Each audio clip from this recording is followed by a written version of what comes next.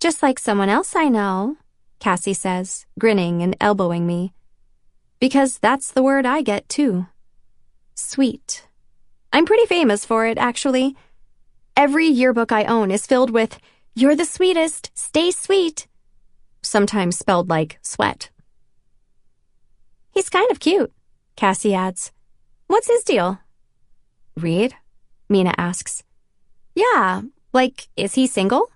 Asks Cassie, and my whole body goes on high alert. I mean, Reed's Facebook profile said single. Capital S, single. But maybe he's one of those people who never updates his profile. Not that it matters. Oh my God, this place is cute, Mina says, peering up the staircase at the front of the bakery. Right, Cassie says, taking the steps 2 at a time. Mina and I follow her up. So, this is literally a cheesecake bakery, Mina says, laughing. How did I not know about this? I guess you should hang out here more or something, Cassie says. I guess you're right. She smiles, and Cassie threads their fingers together, just for a minute. Probably no one even notices but me. I look quickly away, eyes on the display cases. What's up, cheesecakes? I'm just going to stare at you forever. Because when a tender moment happens between any 2 people, I turn into an 11-year-old boy. It is my most consistent talent. I don't think I've ever been so happy to see Olivia show up. We order some cheesecakes and bring them to a table. So, wait, back to Reed, Cassie says, leaning toward her. We still need the info on him. I could hug her. Not that I care. I'm just curious. But still. Right, Mina says. Well, he's definitely single. Oh God, how to explain Reed? She tilts her head. Like, he's one of those Ren Fair guys? Season pass, full costume? Olivia smiles. Aw, I love Ren Fair guys. Yeah, I don't know. I'd say he's the kind of guy you marry, but not the kind of guy you date. Or have sex with. Mina wrinkles her nose. Which pisses me off. Are there really people who just aren't the sex type? I mean, obviously there are asexual people, but that's different. I guess I'm wondering this. Can a person be fundamentally sexually repulsive? I mean, maybe Reed's not cool or muscular enough for sex. And if I like him anyway, what does that say about me? Is it because I'm scared to like someone hotter? I'm not saying I like him, but if I did. Hypothetically. I mean, Abby dates geeks. But when you're that pretty, you can date anyone. And people know you picked the geek on purpose. Like, you could have had the hot guy, but you didn't want him. But when you're a fat geek who likes another fat geek, everyone assumes you're settling. I feel a little sick. I can't explain it. Anyway, Will was seriously flirting with you last night, Mina says. Okay. I feel my face grow warm. I don't know. I can't entirely process the idea that someone like Will was actually flirting with me. It's so perfect, too, because even if the boyfriend thing doesn't work out, you could always hook up with him. He's great about that. I promise, he wouldn't even be weird about it the next day. I just look at her. To be honest, I kind of wonder how she knows that.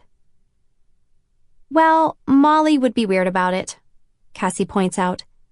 And under the table, she presses her foot against mine, side by side. I would not. You would, Olivia says. I mean, they're right. I'd be super weird.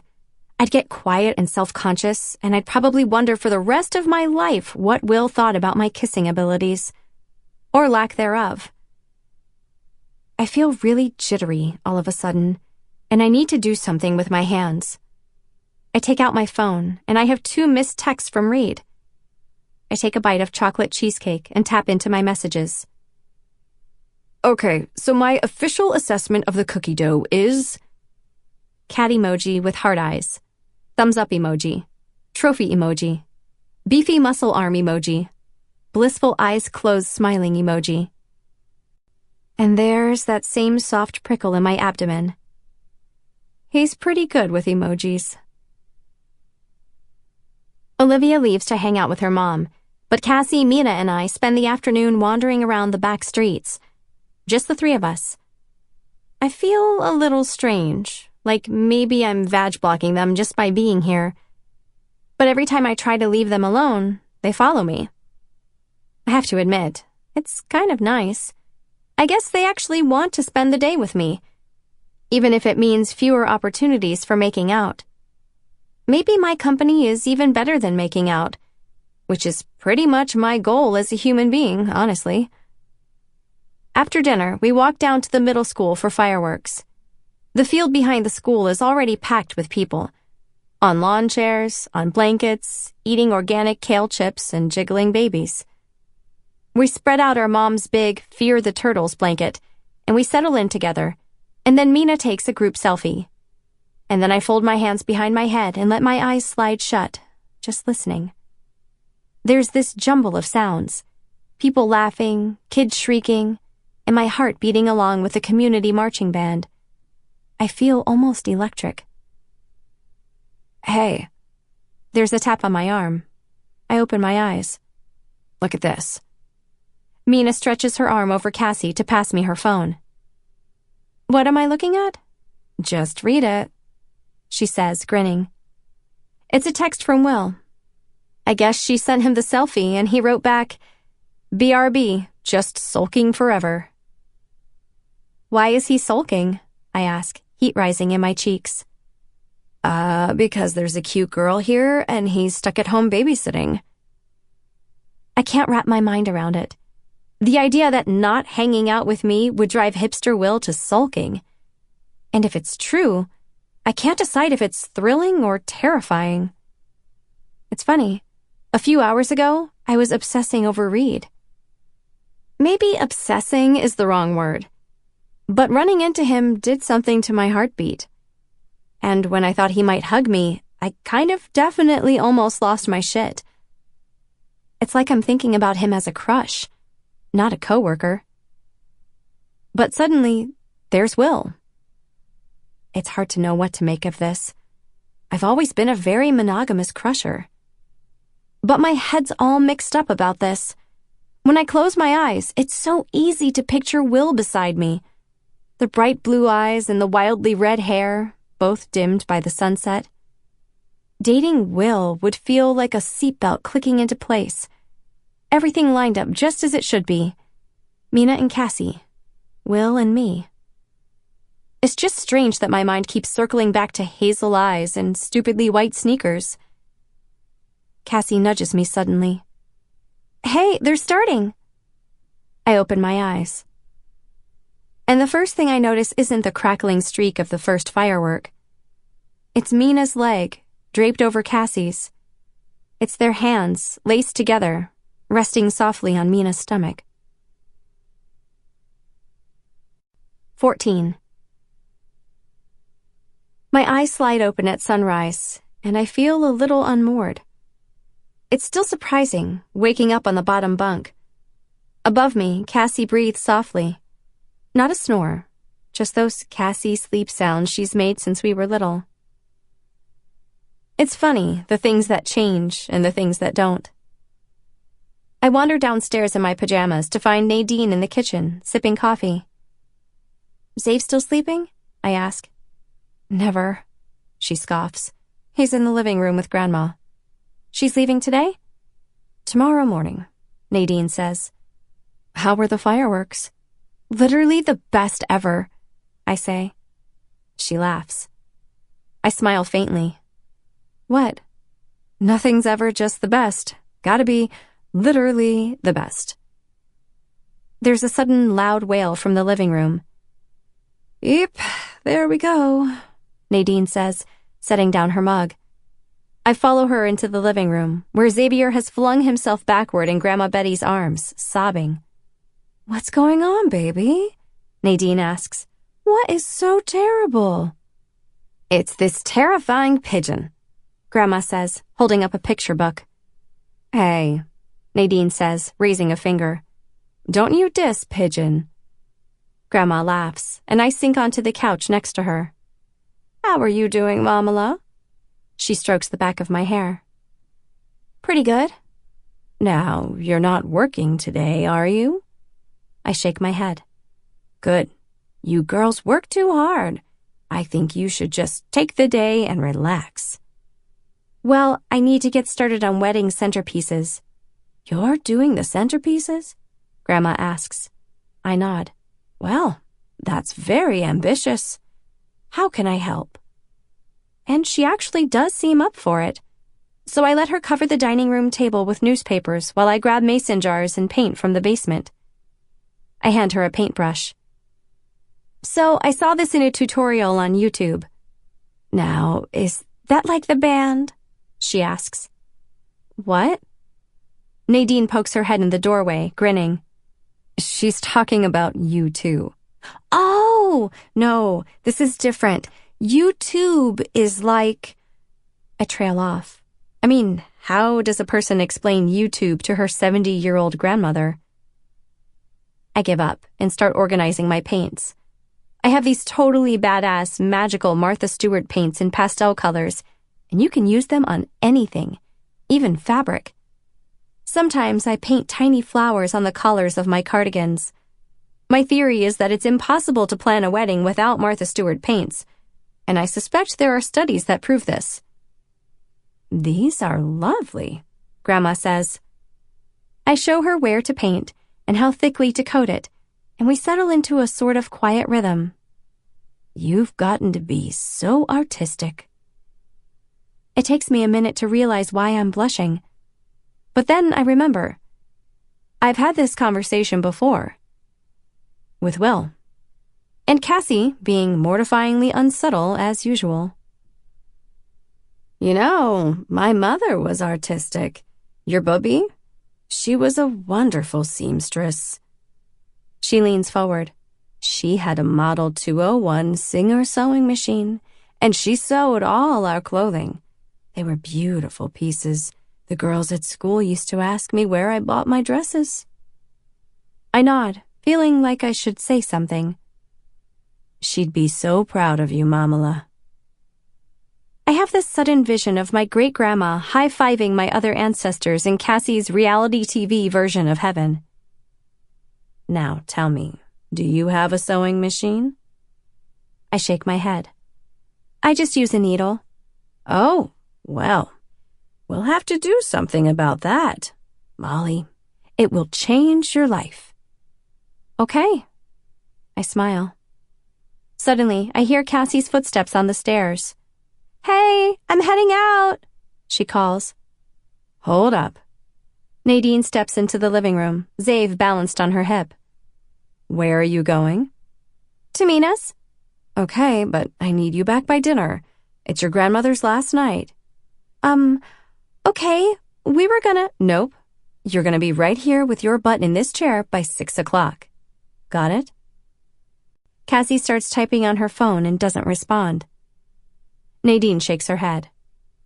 Yo, put the phone away. This is not how conversations work. I'm texting Mina. Yeah, I know. Cassie's eyes flash. Okay, I was literally texting her to say I need to be home at 6, which you'd know if you just gave me a second without interrupting. Whoa, Nadine says. You don't get to talk to me that way. Now, you're not going anywhere. What? You just earned yourself a day at home with your family. Nadine shrugs. Are you kidding me? Because I sent a text? That's fucking ridiculous. Yeah, your language? Also not okay. Cassie throws her hands in the air. Since when do you care? You know what? Nadine starts to say, but Cassie interjects. This is bullshit. Where's Patty? She's delivering a baby, I say. Cassie huffs and sinks into a chair. Do you want to help us paint mason jars? I ask after a moment. Cassie laughs harshly. No. Wow, I say. Jesus Christ, Molly, stop. I'm not doing anything. Ugh, you're looking at me like... No, I mean, no offense, but do I want to paint fucking mason jars with you and Grandma? Or do I want to hang out with my girlfriend?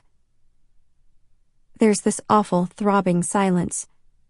My chest tightens and my throat gets thick. Except I'm not going to cry. Not right now. But my eyes start to sting. I stare at the floor. I just have to say, I love these Apple phones, Grandma announces suddenly. You know who I love? Siri. Have you tried asking her about 0 divided by 0? She's a hoot. Yeah, I don't even want to know how Grandma Betty knows that. But I get what she's doing. And it's working. I think the air in the room just became 50% more breathable. You have an iPhone? Cassie asks, eyes narrowed. Oh, I have an iPhone, Grandma says, and I have an iPod and an iMac and an Air Mac. An Air Mac? I ask, and she gives me this exaggerated wink. Betty, you're so full of shit, Nadine says, which makes me laugh, despite myself. Despite everything. Grandma wags her finger. I'm proud of my shit. Unbelievable, Cassie says. She rubs her temples like she's the longest-suffering, most profoundly wronged human on the planet. Then she turns on her heel and charges back up the stairs. 15. Of course, Cassie shows up for dinner acting totally normal, like her standoff with Nadine never happened. Like she didn't throw a tantrum about the prospect of wasting a Sunday with me. And I kind of want to give her the silent treatment, except she's basically immune to it. She just retaliates with a double silent stink-eye attack, and somehow I'm the one who ends up apologizing. Clearly, I should just forget about it. I wish I were better at forgetting about things. We settle in around the table, and Cassie straps Save into his high chair. But Grandma and my moms are so deep into their conversation that it's like they don't notice us. I don't know, Nadine says, with this tense little shrug. She just said she can't make it. Then she pours herself a glass of wine and chugs it like it's lemonade. Nadine, wow. Well, maybe it's a money thing, Patty says. Or maybe she's a homophobic asshole. Who's the homophobic asshole? I ask. They all startle, looking up at me. Oh, sweetie, I'm sorry, Patty says, glancing quickly at Nadine. Maybe we shouldn't be talking about this at dinner. Need me to beat someone up for you? I ask. Cassie makes a face. It's Aunt Karen, right? Yep, Nadine nods. Cassie rolls her eyes. Yeah, I'm not even surprised. She's not coming to the wedding? I ask. Patty purses her lips. Yeah, she's being... You know, she's Karen. It's funny. Nadine and my Aunt Karen have been close since they were kids. Way closer than Nadine is with Abby's dad, my Uncle Albert. Karen's never been married and has no human kids, though she has 4 rescue dogs. But even though Nadine and Karen talk every week, and even though she just lives in Annapolis, Cassie and I have only met her in person a handful of times. She always just happens to visit when Patty's at work. And she kind of pretends like Patty doesn't exist. In other words, homophobic asshole. My goodness, that makes me so sad, Grandma says. She picks up her fork and waves it around. Love is love, Cassie snorts. Thank you, Grandma. I'm telling you, life is too short for this bullshit. I'll toast to that, says Nadine, as she chugs her drink again. But hours later, I'm still restless. So I wait until everyone's gone to bed, and then I slide out of the bottom bunk as quietly as I can. Where are you going? Cassie asks. Going to pee? No, you're not, she says. I have no idea how she knows this. Sometimes Cassie knows exactly what I'm thinking, and I literally can't think of any explanation other than twin telepathy. I'm eavesdropping, I admit. Ooh, I'm coming with you. She slides her legs down and lands on the floor beside me with a thud. We creep down the hall to the bathroom, and I pull the door shut slowly.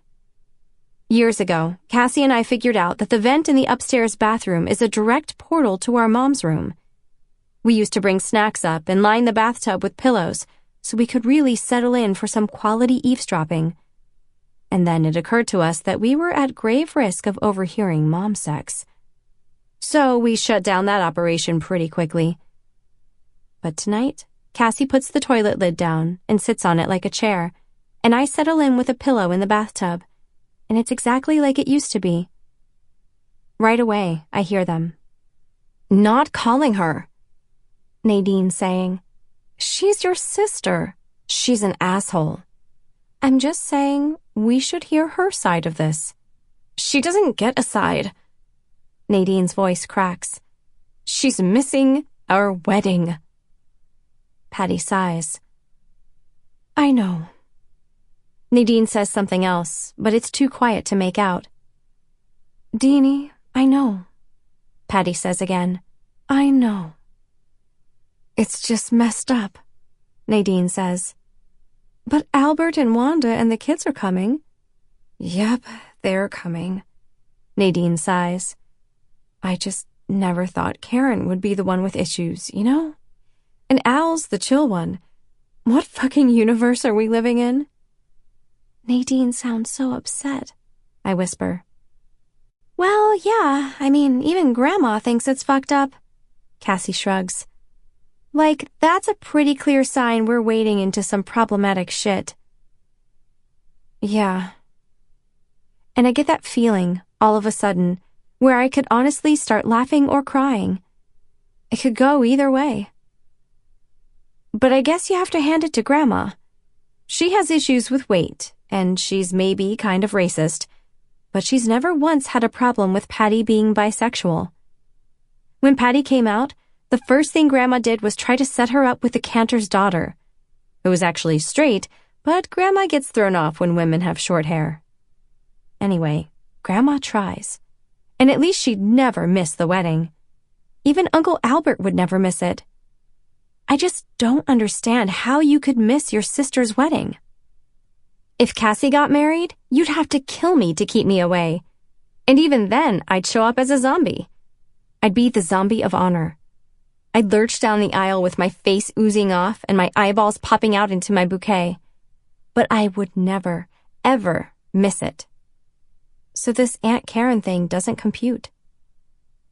Cassie must be thinking the same thing because she whispers, You'd never do that. No way. Because I'd kill you, she says, smiling. I'd deserve it. And I'd still show up. And I promised not to blow off your straightsy wedding. Straightsy? I ask. Straightsy. Hetsy? Oh, I like Hetsy. Of course you do. It sounds like Etsy. I grin. That's what I was thinking. Yeah, I know. You're really predictable. Come on. She stands up. Let's stop hanging out in bathrooms. Me hanging out in bathrooms is the reason you have a girlfriend, I say. Touché. I feel this bubble of happiness. It's nothing, really. Just a moment. But it's the most normal moment Cassie and I have had all day. Out of nowhere. In the bathroom. Just us being us.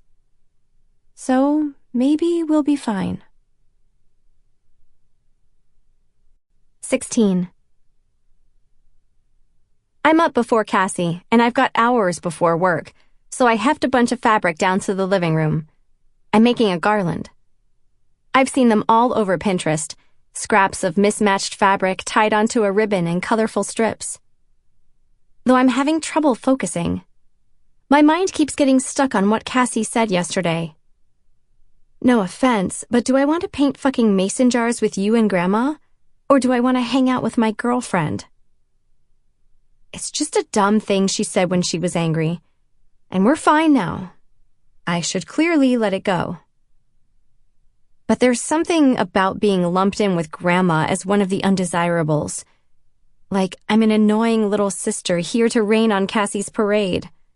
It's just not how twins are supposed to operate. I try to focus on the crisply satisfying snip of scissors through fabric. I try to be mindful. But my brain is such a whirlpool that I barely notice anything. I don't even hear Patty's footsteps until she's standing above me. Oh, wow. What's all of this? I almost jump. Hi. She pushes a throw pillow aside and perches on the edge of the couch. Can I see? Sure. Yeah, it's for the wedding. I show her a picture on my phone. That's gorgeous. It's really easy to make. I'll definitely finish it this week. Perfect. She makes this sound that's halfway between a laugh and a sigh. Less than 3 weeks, huh? Are you nervous? About being married? Nah, but this wedding thing, let me tell you. I settle in next to her on the couch, feet tucked up. And the drama with Aunt Karen? Yeah. I feel bad for bringing it up in front of you guys. Don't feel bad. We would have found out anyway. How? Eavesdropping, I tell her. Oh, really? She laughs. Then she presses her hands on her thighs and leans forward, sighing. Yeah, it is what it is. Your mom is pretty sad about it. Has she talked to Karen? I don't think so. I don't think I could get married without Cassie there, I say. Oh, sweetie. She sweeps my hair to the side and rubs the back of my neck. Yeah, it sucks. But it's just one of those things. And as you get older, it's not quite so... She trails off, thinking. Quite so shitty? She smiles faintly. It's pretty shitty. It really is. This stuff is incredibly hard. She tilts her head. But it's not quite so raw. You know, when you're 17, everything feels like the end of the world. Or the beginning of the world. And that's an awesome thing. I nod. But, it's been really complicated with Deanie and Karen for a long time. Obviously, she's never been cool with Nadine being gay. And they're not as close as they used to be. Oh. And sometimes that's just what happens. People grow apart. Her words just sit there. And they leave this hollow ache in my gut. Not as close as they used to be. People grow apart. And it makes me think of Cassie. Even though Cassie and I would never do what Aunt Karen's doing, we'd never fall that far apart. But we'll drift. Siblings always do. They marry other people and have their own families and forget the way they used to whisper in bunk beds. It's as inevitable as an airplane landing. But there's this sonogram picture of Cassie and me, where we're pressed up against our little sacks, as close to each other as we can get. Apparently, we wouldn't sleep in separate cribs. We held hands in our car seats. We started walking on the same day. Cassie first, and then me. Now it feels like all we do is take tiny steps away from each other. Toward crushes. Toward girlfriends. I'm not saying I want to be like those 100-year-old Delaney sisters. I always pictured us both married, with our own homes and spouses and a bunch of awesome kids. I just never thought about the in-between time. The part where we turned from we to she and me. I mean, Cassie's so ridiculous with her let's date best friends plan. But maybe she's right. Because Cassie's gone. Her train has left the station.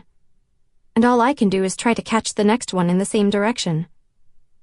Or I don't. And we grow apart. I hate that phrase, I say. Growing apart. It reminds me of plants. Patty laughs. What do you have against plants? I just hate it. I know. She hugs me around the shoulders and sighs. When I get to work, Reed's at the front of the store, taking down the 4th of July display.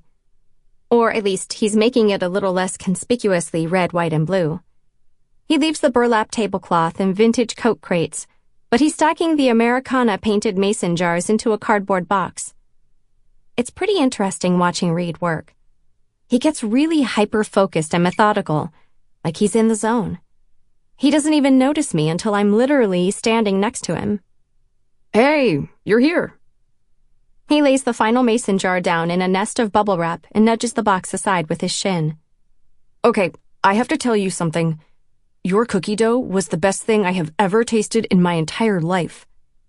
Really? It's all I can think about. I laugh. Oh, wow. Molly, I am not joking. I don't know how something so wonderful even exists on this earth. You know, there's still a few left over, right? What? He clutches his heart. You should come over after work, I say. And then I immediately regret it. It's not the fact that I'm being extremely uncareful. That's a good thing. Uncareful is exactly what we're going for. Except the person I'm supposed to be uncareful around is Will. Because Will takes me a step closer to Cassie. Reed takes me further away. But still, my heart is beating so quickly. I open my mouth to speak again, but the words fall away. My entire brain empties in a single whoosh, like driving through a tunnel in a rainstorm. And now I should probably say something, but that would involve words, and what even are words? And he's looking at me with the hazelest eyes and the softest, most upturned mouth. I can't. But I'm saved. By Deborah, who corners us, smiling. God, she even looks like Reed, sort of. I think their mouths are similar. I don't know how I didn't notice this. Hey, sorry to interrupt, she says, but I need some heavy lifters. Someone bought that vanity. You guys up for it? I don't know why I feel so nervous. Sure. The white one? Reed asks. Yep, she's pulling her car around now. Reed and I head over to the back corner of the store, where there's a wooden vanity table painted a distressed white with a big rectangular mirror. It's one of my favorite pieces in the whole store. You ready?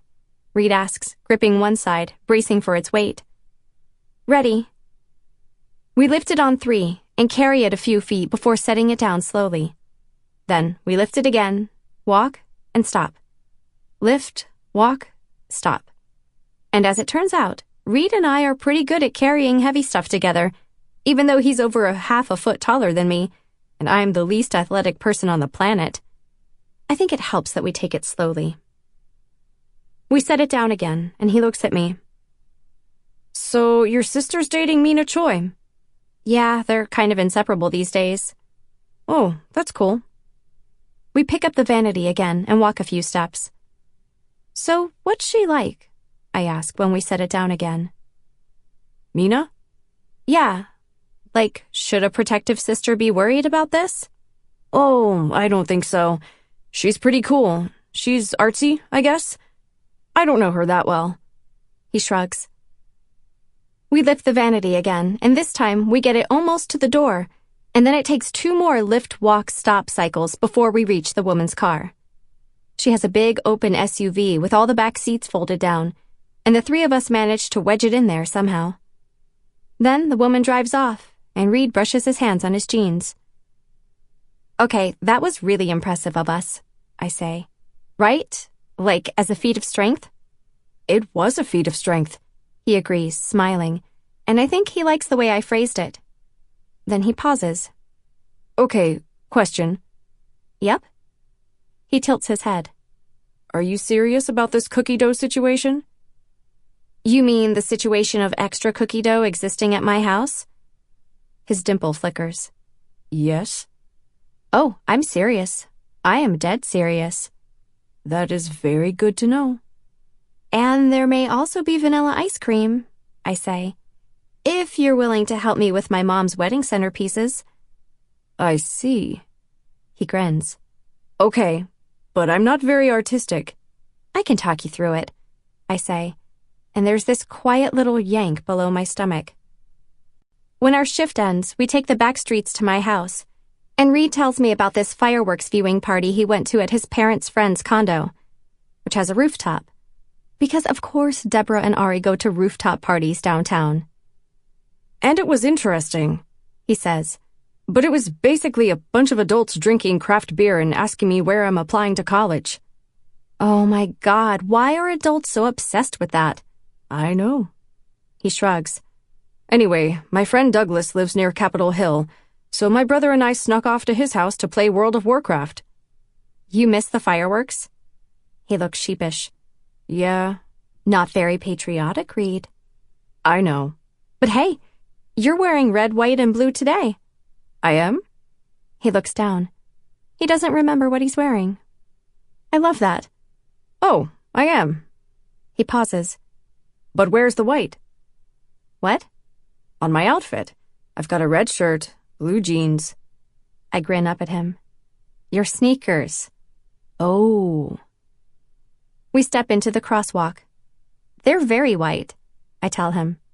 Yeah, that's actually funny, he says.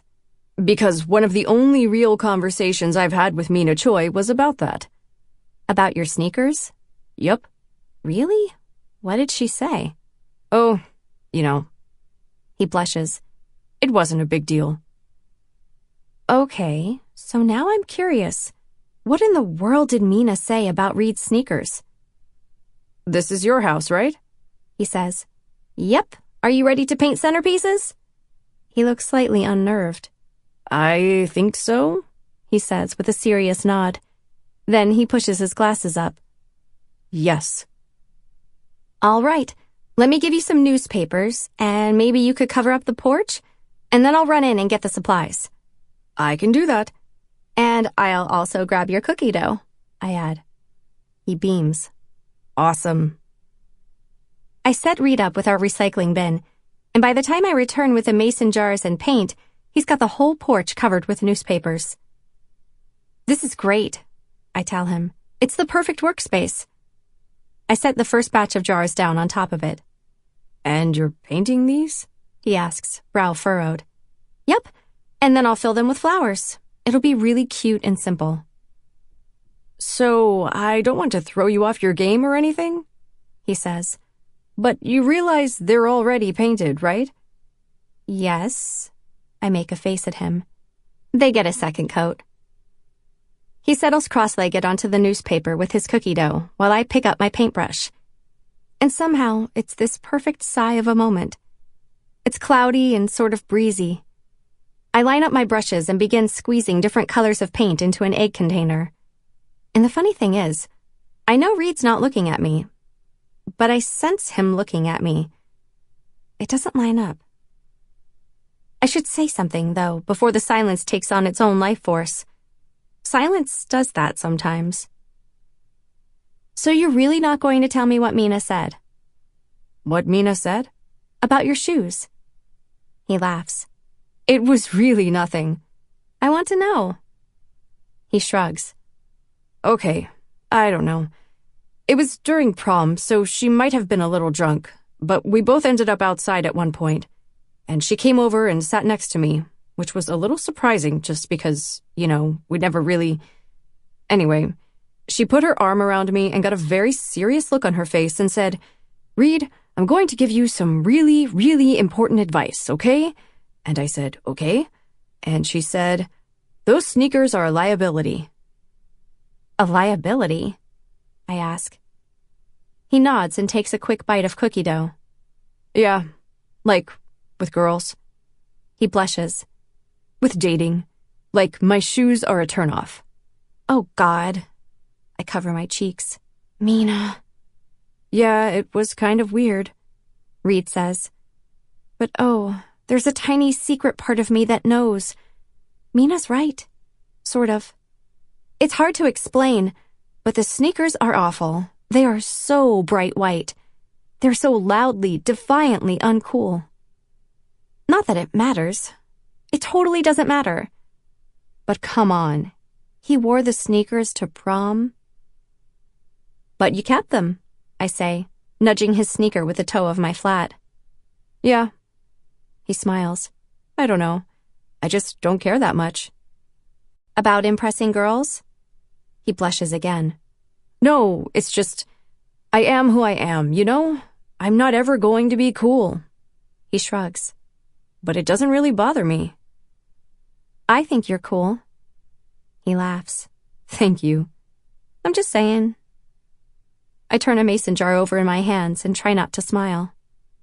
Because I have to admit, there's something really badass about truly, honestly not caring what people think about you.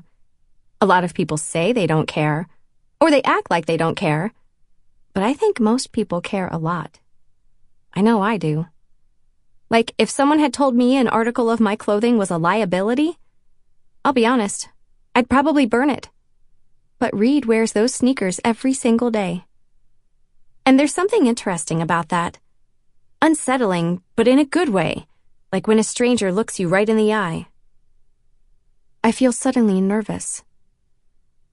I need to stick these in the oven, I say, standing abruptly. The paint needs to set. There's this springing in my chest. My pogo stick of a heart. When I step back outside, Reed suggests going on a walk, if I want to. And yes, I want to. So we do. We fall into pace together, our strides adjusting automatically. It's getting grayer outside, with heavy hanging clouds like wet diapers. That's how Nadine describes it. So, are you doing any other projects for the wedding? Reed asks as we come up on Laurel Avenue. He reaches out to press the walk button. I'm making a fabric garland for the ceremony space. A fabric garland? His dimple flickers. Are we sure that's a real thing? Oh, we're sure. I need a visual, he says. I pull out my phone, and then I text him the link to Let Me Google That For You. He stops walking to check my text. I don't think he's actually capable of texting and walking at the same time. Psh, very funny. He grins. And then he hugs me. It's kind of a one-armed, sideways, squeezy hug. It's over before I can process it, but now my insides are one big shaken Coke bottle. He starts to say, but then the sky dims so suddenly it's like someone flipped a switch. The first few raindrops plunk down slowly. Then the sky splits open. I say. Should we make a run for it? I think we have to. I look up at him. His hair clings slickly to his forehead, and rain slides down his nose and his cheeks and the lenses of his glasses. Can you see? He laughs. Can you? And then, carefully, he reaches forward, pushing my wet bangs to the side. My breath catches in my throat. Okay, let's run, I say quickly. He grabs my hand, and there's this pulsing tightness below my stomach. We run all the way back to my front porch, our clothes soaked through, hands still intertwined. The rain is still coming down so forcefully, the drops seem to ricochet back up off the pavement. It smells wet, and it sounds like stepping into the shower. He laughs. So that was... Don't be careful. But then the door opens. Our hands spring apart. It's Cassie, and her eyebrows are raised to unprecedented heights. What is this? A wet t-shirt contest? Yes, I grin, my heart still pounding. You both lose, she says, but she looks at me quizzically. And I can read her thoughts as clearly as if she said them out loud. 17. And now I can't stop thinking about it. The rainstorm. All of it. My brain has turned the whole thing into a hazily lit movie reel, Valencia filtered, to a soundtrack of Bon Iver. I keep remembering the way our hands looked, laced together. My arms, covered in goosebumps. Reed's fingertips on my forehead, sliding my bangs aside. This is crazy, but I almost think he might have kissed me. Or I could have kissed him, and he would have kissed me back. So this is what it's like not being careful. I feel vaguely nauseated, like a weirdly pleasant norovirus. Kind of the halfway point between vomiting and becoming a sentient heart-eye emoji. Which means it's probably time to officially declare it. Crush number 27, Reed of the Sneakers. Read of the cookie dough obsession. Read of the year-round mini-egg relevance. I mean, I don't even know how to explain him. It's too soon. I'm too in the thick of it. I want him to text me, even though I know he's at work. He's probably unpacking picture frames at this very moment. But I can't stop checking my phone. Nothing. Miles of nothing. I try to lose myself in my garland, cutting slits into the ends of the fabric. The cool thing about cotton is that you don't have to cut the entire strip. If you rip it in the right direction, it comes apart in a single line. I need approximately 50 billion fabric strips for this garland, which is good because my hands need 50 billion distractions. If I'm ripping fabric, I'm not sending embarrassingly honest texts to Reed. Reed, I don't think your sneakers are a liability. Reed, you should have kissed me in that rainstorm. Maybe I should have kissed you. The weirdest thing is this compulsion I feel to say it out loud. I want to yell it into the tunnels of the metro and make it my Facebook status. I want to look Reed right in the face and say it. Reed, I just like you, okay? I think he might like me, too. Except maybe I'm misinterpreting. Or maybe he does like me. But what happens after that? We'd kiss. Okay. We'd have sex. I don't know. Even if he likes me, I'm not sure he'd like me naked. I hate that I'm even thinking that. I hate hating my body. Actually, I don't even hate my body. I just worry everyone else might. Because chubby girls don't get boyfriends, and they definitely don't have sex. Not in movies, not really. Unless it's supposed to be a joke. And I don't want to be a joke. I'm not scheduled for work on Wednesday, so I end up tagging along with Cassie to Mina's house. And it's slightly weird because Mina's parents are home. And I don't mean that her parents are weird. They're actually really cool. Mina's mom is a psychiatrist and her dad's a psychologist, but they're the type who don't want to be called doctor. Especially her dad, who almost seems like a hippie, which I didn't expect from a guy in Bethesda named Eugene. We end up making small talk in the kitchen. Mina's mom pokes at something on the stove, while her dad flips through a stack of mail on the counter. Hey, I hear you live in Tacoma Park, he says. I did my postdoc right near there. And now they're in private practice together, Mina says. Isn't that so sweet? She rolls her eyes. But Cassie nods eagerly. It is. Oh my goodness. She is sucking up to the parents, and she's sucking hard. Do you have a specialty? Cassie asks. A little bit, Mina's mom says. We get most of our referrals through insurance, so we end up seeing a nice variety, but we work a lot with anxiety. Nice, Cassie says, beaming at me as if to say, hey, Molly, you have that. What a cool, totally not awkward coincidence. So, the guys are already downstairs, Mina's mom says. But can I get you anything to eat? I've got an egg and ramen almost done here. We're good, Mina says quickly. Or do you need some drinks to bring down there? For a minute, I think Mina's mom means booze. Maybe they really are hippies. But then she opens the kitchen fridge and hands Mina a few bottled waters. Really nice to meet you, Molly, she says. I'm just so glad Mina's made some more girlfriends. Oh, okay.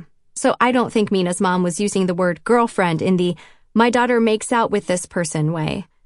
Unless she thinks Mina's actually dating both of us. Now I wonder if they even know Cassie's more than a friend.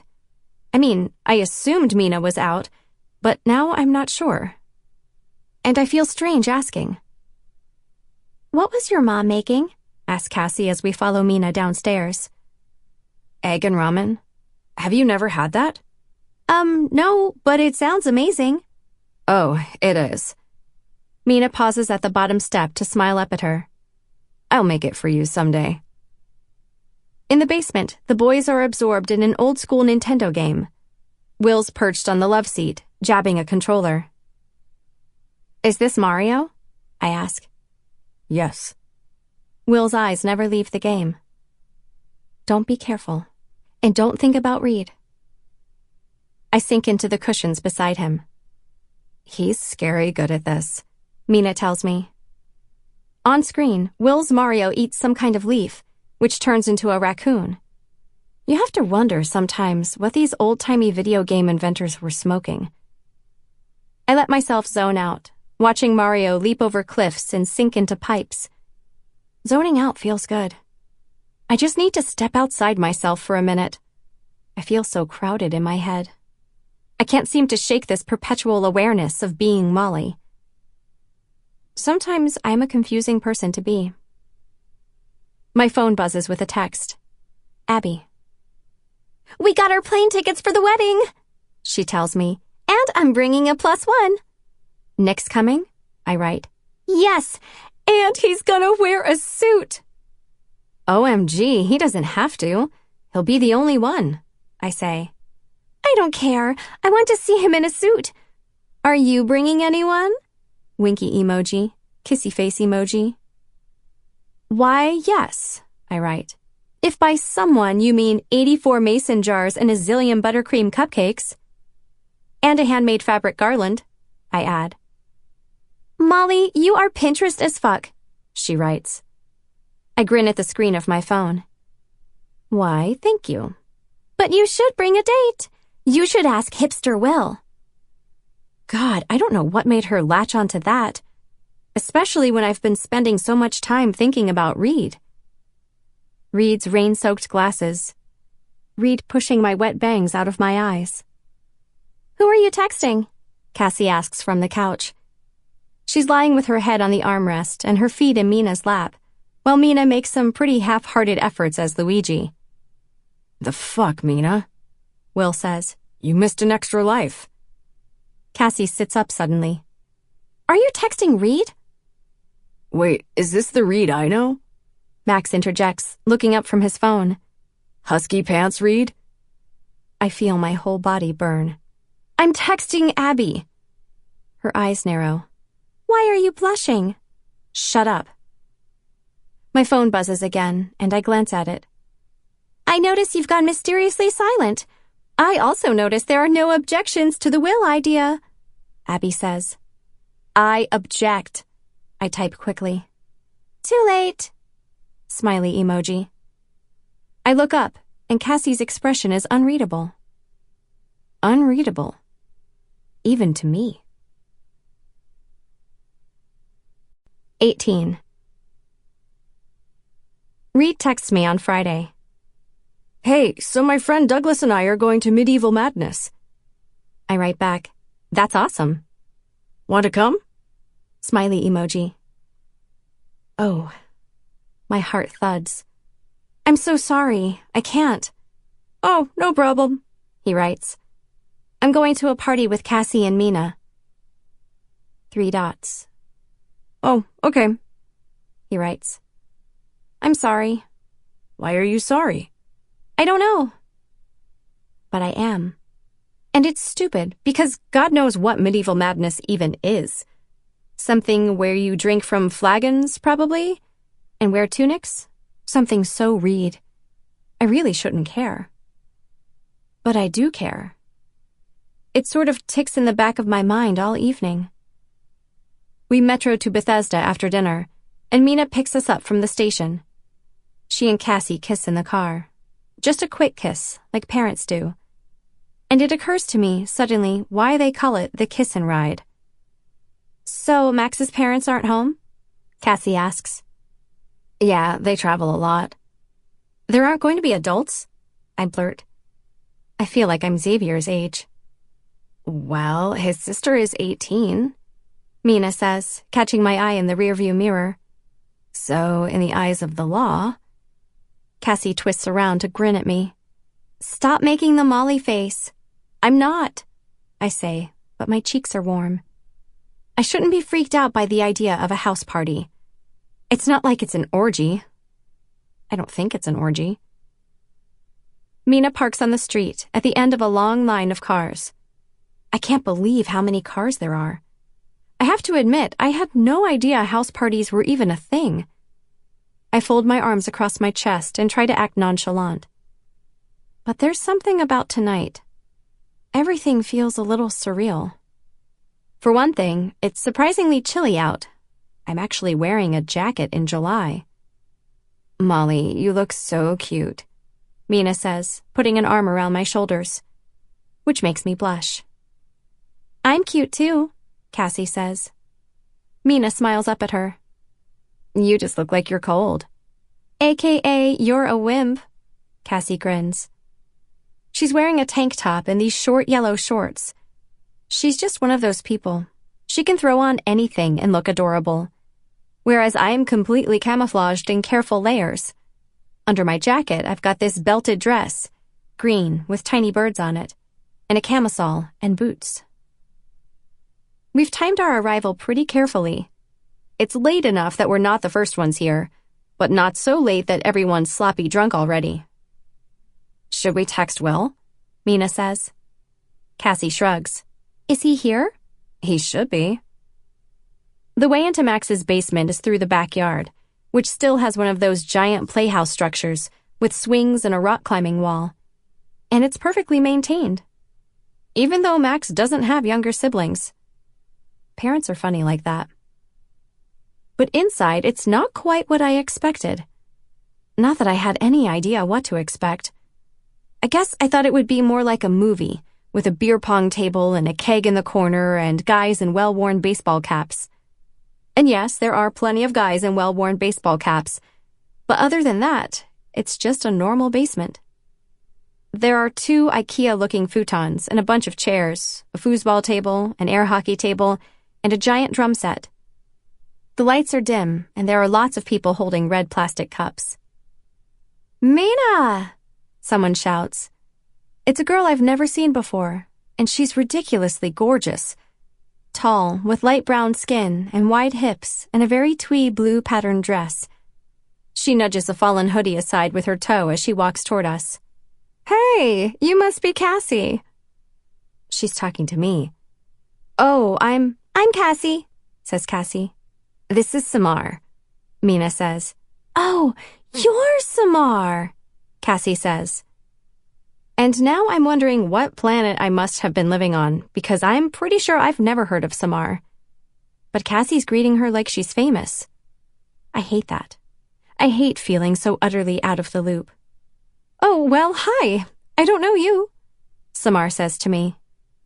This is Molly, Cassie says, with no point of reference. Just Molly, like I'm some random girl. Are the boys here? Mina asks. Samar nods.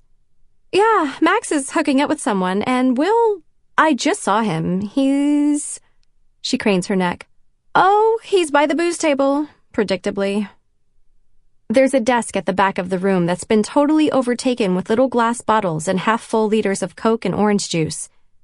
And there's Will, pouring Sprite into a red cup, his red hair perfectly tousled. His eyes light up when he sees us walking toward him. You guys made it. He grabs my hand. Molly, let me make you a drink. What do you want? There's vodka, Jack, rum, and gin, I think. I hesitate. I guess rum? He pours a rum and Coke and hands it to me, and I realize with a start that Mina and Cassie are gone. They've been absorbed into the crowd. There's someone waiting to pour a drink, so Will and I step to the side, in front of a futon. My legs are heavy with nerves, and I kind of want to sit, but people aren't really sitting. I guess you're not supposed to. Okay, so being alone with Will is making it very hard to keep my cool. Maybe it's just Abby getting into my head, but there's this prickling sense of possibility. It feels like something could happen between us. Something other than me blushing a lot and drinking a rum and Coke with record-breaking slowness. I can't handle this music, Will says. Who is this? I don't know. Maroon 5? That Adam guy? Ah, yes, that Adam guy. Will grins at me. That's the other thing about Will. He makes you feel like you're the only person in focus. Like everyone else is just background noise. I'm pretty sure it's not personal.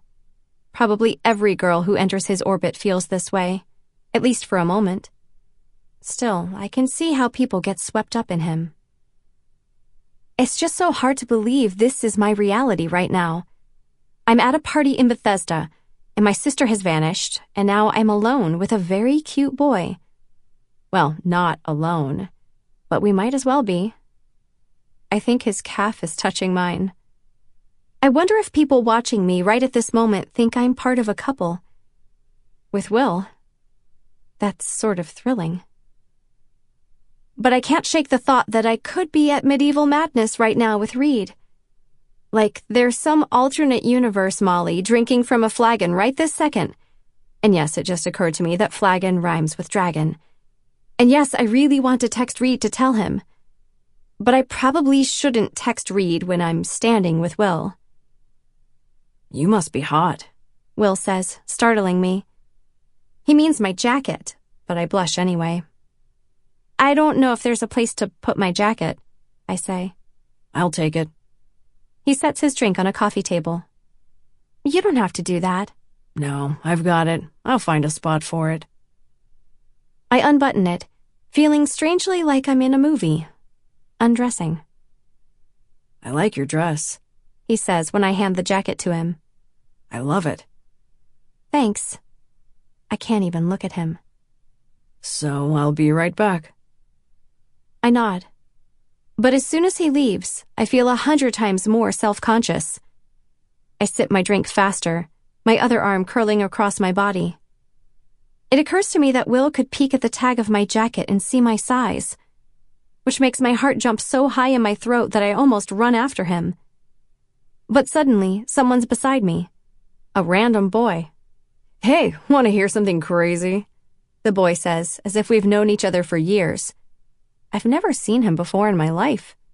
He's pretty cute, kind of athletic looking, with super short brown hair. Okay, I say. So, we're in this little town, he says. In England, and there's this big stone wall next to the street, just this big-ass wall. And so we're pretty fucked up at the time, and my dude Jones has to pee. I don't know who Jones is or why I should care about his bodily functions. But maybe this is how parties work. Maybe there's some kind of drunk etiquette I don't know about. So he pees on the wall, but then... He sips his drink again and then says, Shit. What? I'm gonna need a refill. You want something? And I don't know how any of this works, but I'm pretty sure I'm not supposed to let strange guys fill my drink. I'm fine? It comes out sounding like a question. I hate that. No worries, he says. So, well, I gotta tell you this part. There were these giant fucking... Hey. I look up, and Will's back. Hey, man, says the guy. Will narrows his eyes at him. Oh, are you guys, together? Yes, Will says quickly. My heart almost stops. Oh, okay, cool. That's cool, the guy says. Okay, well, have a good night. He chugs the last of his drink and starts to leave, but then he turns back to face me suddenly. Okay, I just gotta say it. The guy touches my arm. You are fucking gorgeous for a big girl. I freeze. It's a compliment. I look at him. Fuck you. I've never said that before. At least not out loud. It feels kind of amazing. My heart pounds wildly. Whoa, okay, not trying to...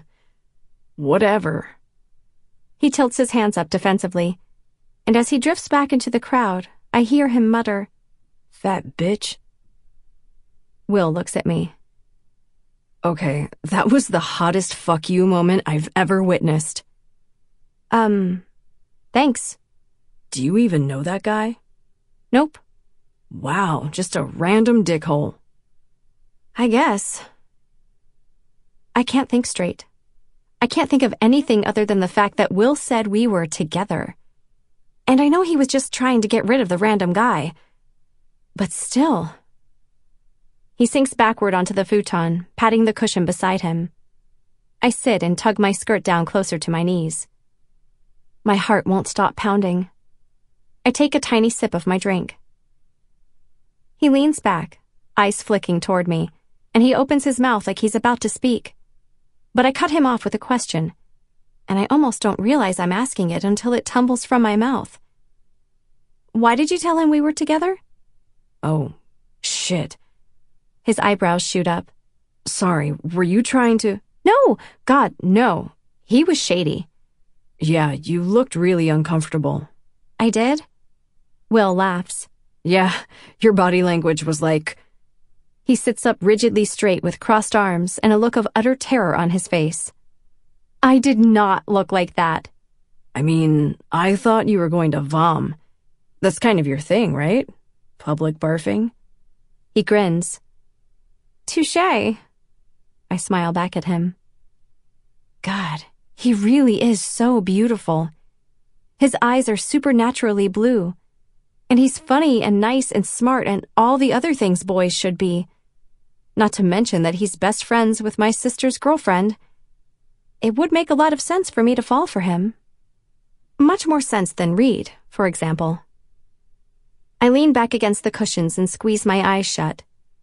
When I open them, I catch a glimpse of yellow shorts and tangled legs on an armchair across the room. It's Cassie and Mina. The funny thing is, Cassie's always described her hookups in glorious detail, but I've never watched one happen. I've never actually seen her make out with someone. It's weird. And sort of sweet. But mostly weird. They're completely intertwined. That's the main thing. It's not even that they're kissing continuously, but there's no space between their bodies anywhere. I watch as Cassie tucks a lock of Mina's hair behind her ear, and Mina's lips twitch into a smile. Then Cassie says something, and Mina laughs, and they kiss again, and Cassie's hand cups Mina's cheek. I definitely shouldn't be watching this, though I guess I'm not the only one. At least 3 dudes are blatantly staring at Cassie and Mina like they're the Super Bowl. The futon creaks, and I suddenly remember Will is sitting beside me.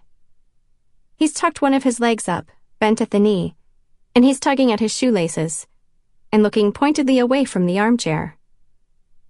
Are you freaked out by it? I ask, and my voice comes out quiet. He looks up at me with a start. By Mina and Cassie? I don't know. I smile slightly. I guess. He leans back, staring at the ceiling. I think they're good together. Oh, well, yeah. I just mean the fact that they're making out in front of us. It's like watching your parents make out, you know? He laughs. Sort of. I sneak another glance at them. They seem so separate from this room, like they're on a piece of driftwood, floating. And I feel so lonely all of a sudden. Maybe I should reach for Will's hand or scoot closer or say something uncareful. I could do that, I think. But then my phone buzzes. I shouldn't check it. Not right now. It's just a text. Probably from Abby. Or from Olivia, who's still in Pennsylvania with Evan Schulmeister. I will not be vag-blocked by Evan Schulmeister. It buzzes again, and I lose my train of thought. Anyway, I should probably find Max, Will says, patting my arm quickly before hoisting himself up. You're okay, right?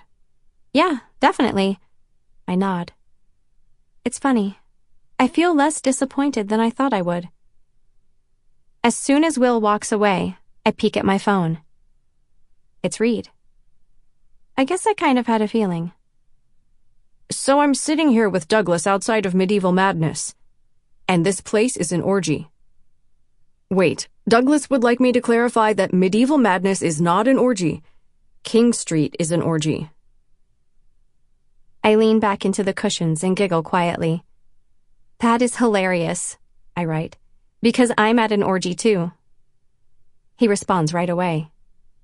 Oh, really? But it's a classy orgy, mostly kissing/groping.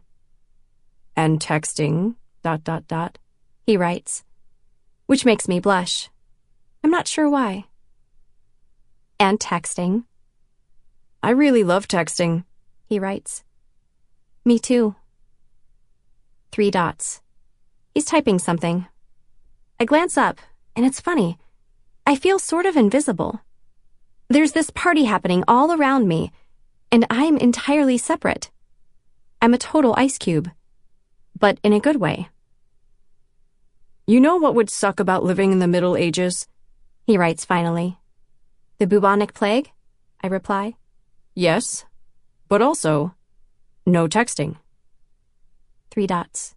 He's typing something else. But imagine if there was texting in the Middle Ages. I smile. Oh, you're really thinking about this, I write back. Yes. So what would medieval people have texted? 3 dots. Chaucer quotes? Codpiece selfies? Yeah, holy shit, this boy is funny over text. I can totally see you sending a codpiece selfie to Queen Elizabeth, I write. Wrong time period, but yes. G-D, yes. And he does the Jewish thing with God's name. Fuck. That's cute. Step it up, Molly. Elizabeth, are you a virgin? Love, read. I type. He writes back immediately. Nope. Winky face emoji. Wasn't she the Virgin Queen? Not if I'd been alive. He writes. Sorry, but who is this boy? Because I'm pretty sure he's flirting, and I did not realize Reed Wertheim knew how to flirt. I bite back a smile. And I'm about to write back something very uncareful when Cassie collapses on the couch beside me.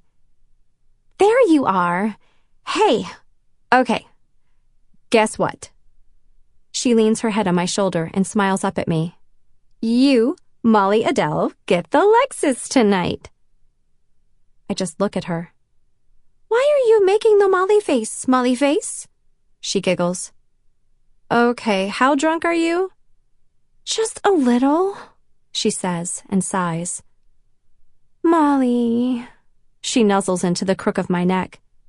You always smell so flowery. I laugh. It's our shampoo. You literally use the same kind, from the same bottle. Yeah, but I don't smell it on myself. Anyway, she pokes my arm.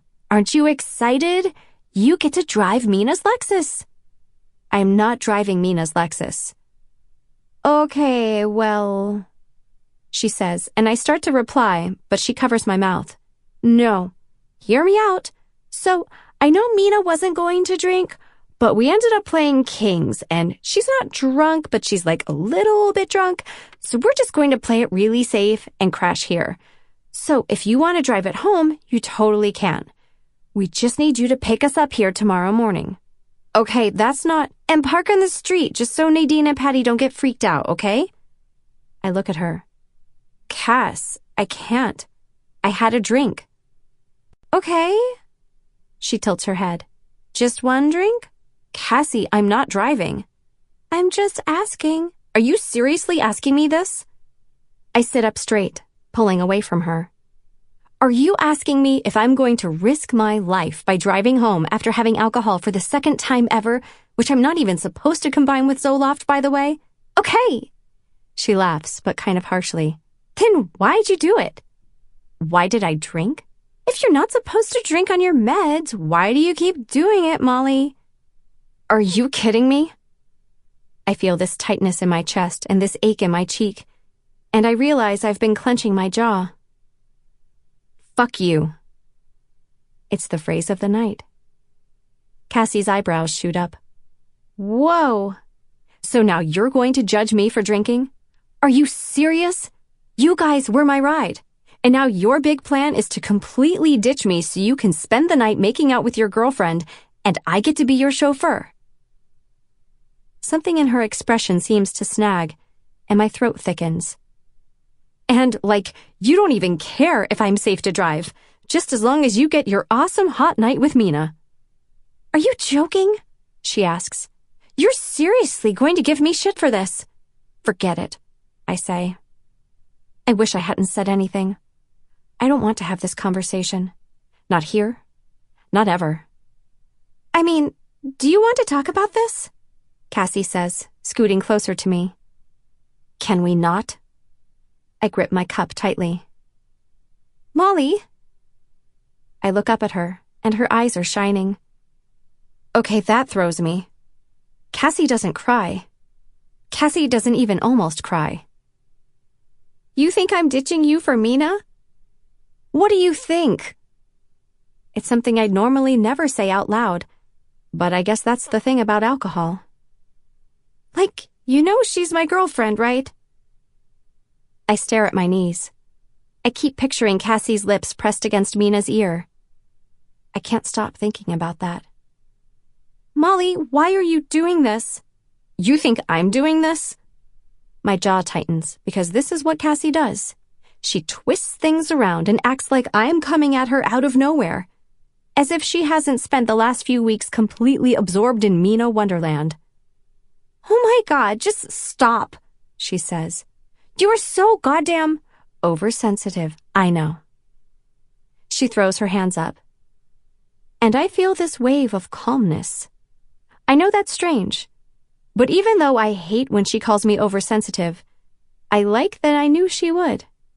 I understand Cassie better than I understand myself, and I don't think Mina will ever know her like I do. I think I'm going to go, I say.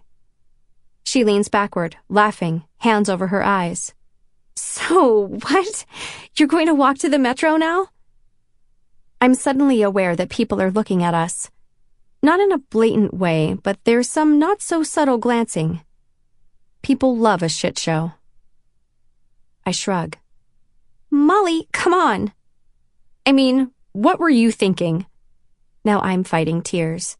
Like, you just decided to get drunk, and you assumed I'd be able to drive home by myself? I cannot cry.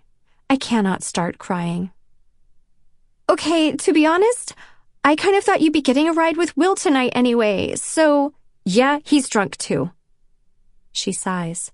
Or crashing here with Will? Molly, please don't pretend you don't understand what I'm talking about. I'm not. I exhale and rub my forehead. I'm not hooking up with Will. Yeah, I noticed, which is why I thought you'd want the fucking Lexus. Look, you want to leave the car? Great. That saves us some hassle tomorrow morning. I just thought you might not want to metro tonight. Thought I was being nice. But whatever. There's this pause. I look up, and the light seems a little dimmer, and everyone's a little blurrier around the edges. I catch a glimpse of Max across the room, talking to a girl I don't recognize, and he's laughing, and his bangs are clipped back from his face with a plastic barrette. And what's the deal with Reed? Cassie says, and I almost flinch. With Reed? She rolls her eyes. Or not. I don't know. Just kind of got a vibe the other day on the porch. We're friends. Look, I just want you to be happy, okay? She grabs my drink and takes a swig of it. And I thought you wanted... Okay, this is really warm and gross. She takes another sip. I mean, it seemed like things were going really well with Will, but then I look over here and he's totally gone, and it's like, okay, I don't know what's up.